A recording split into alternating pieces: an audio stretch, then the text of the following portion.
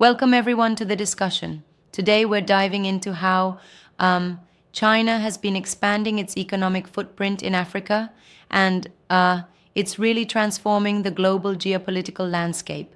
There's so Yep, much to unpack here. absolutely. It's quite the shift, right? What strikes you most about China's strategy over there? Well, it's like China's approach in Africa is multi layered. On one hand, they're heavily investing in infrastructure projects, roads, railways, power plants, and on the other hand, they're deepening economic ties by striking major deals in sectors like energy and mining. It's almost as if they are building a new backbone for Africa's development. Yeah, and that kind of strategy isn't just about, profits. It's very much about expanding influence, isn't it? How do you see that playing out geopolitically? Exactly. It's like China is using economic investments as a kind of soft power. They're leveraging bilateral agreements and major loans to get a seat at the table, if you will, and sometimes even nudging regional Right. policies in their favor, which hints at a broader agenda beyond simple trade. I agree, but isn't there a risk that by getting too heavily involved, Africa might become overly dependent on Chinese capital and strategic interests that might not align with local priorities? That's a fair point. It's like you could say that while these investments bring valuable infrastructure and potential growth, they also come with strings attached, like long term debt obligations and sometimes a dilution of local autonomy. Yeah, There's definitely a balancing act here. right. And I think that's where the comparative analysis gets interesting. You've got the Western model of aid and investment on one side, and then China's approach on the other. How do you see that playing out in the coming years? Well, it's like comparing two different playbooks.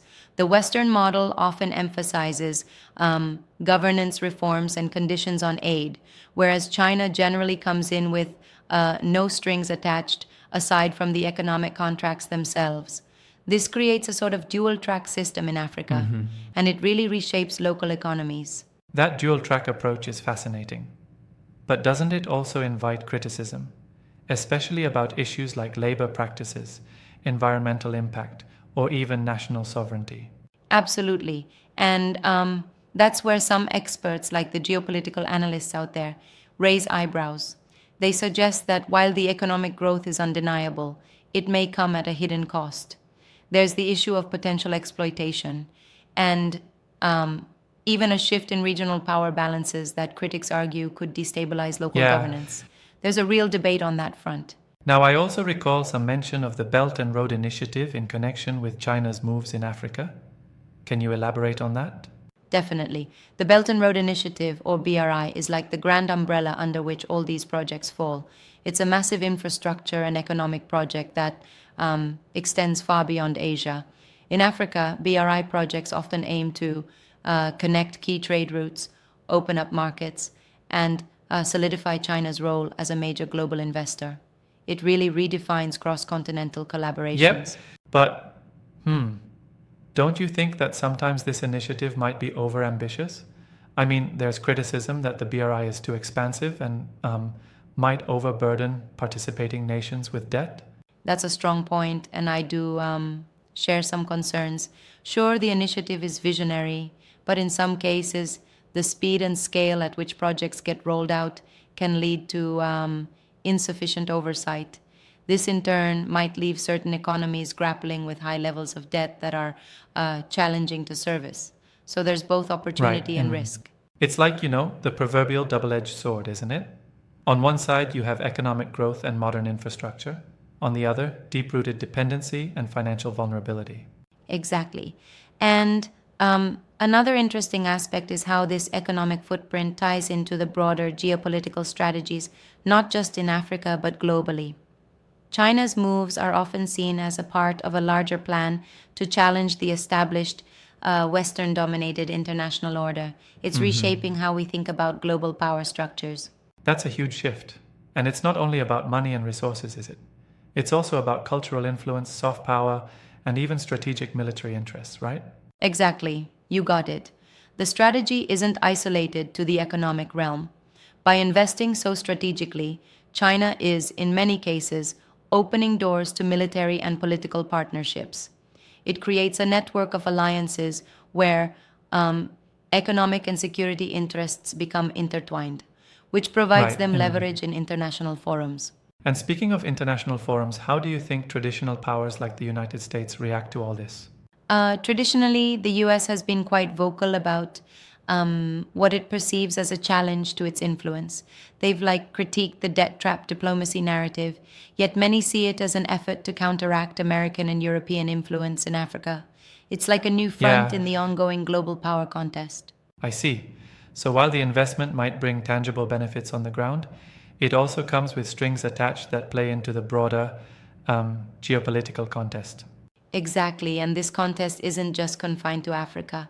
It's part of a global reordering where multiple players are competing for economic and strategic dominance. China's efforts in Africa can be seen as a microcosm of that larger challenge to the existing world order. It's all very interconnected.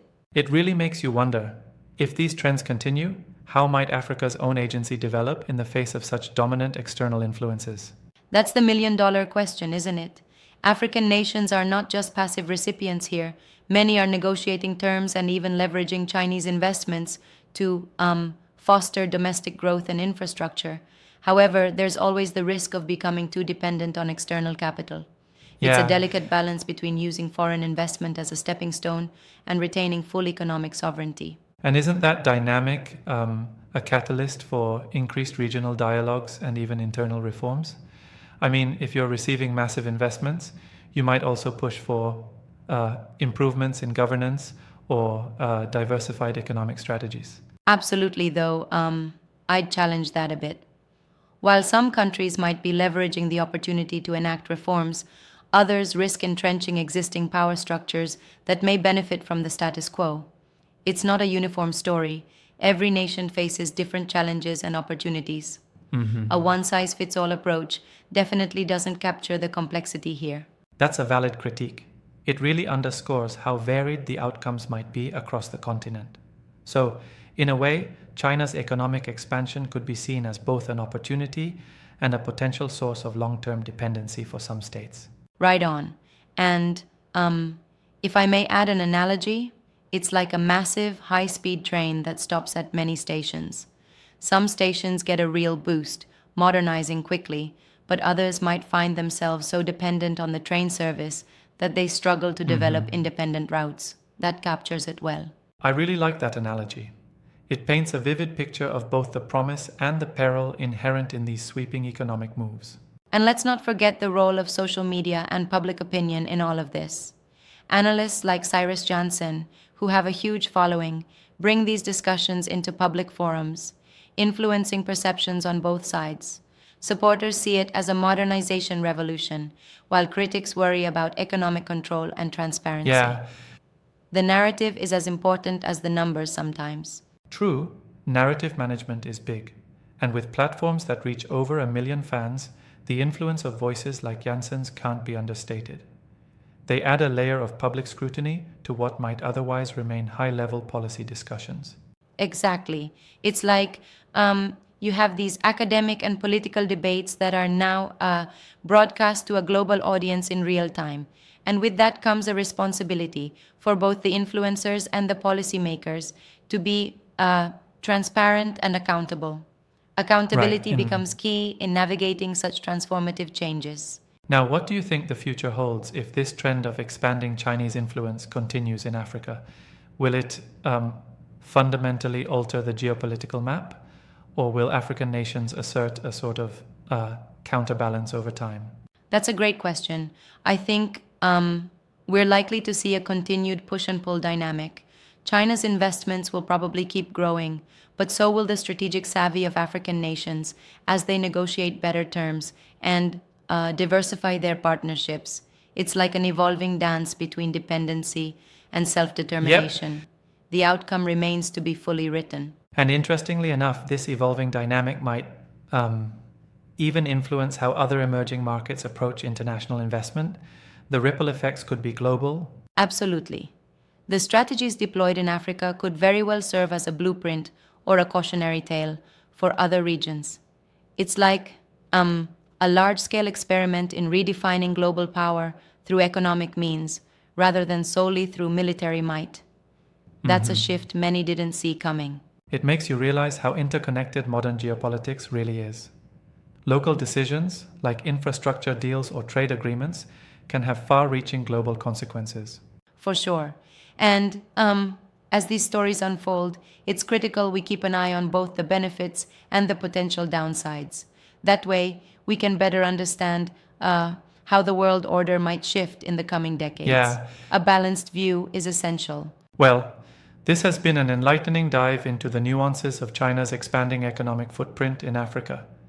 It really highlights how economics, politics, and even social narratives all intertwine in a way that could reshape the future. Exactly. Thanks for the great discussion. Here's to watching how these trends develop on the global stage. Right. And Thank you for sharing these insights.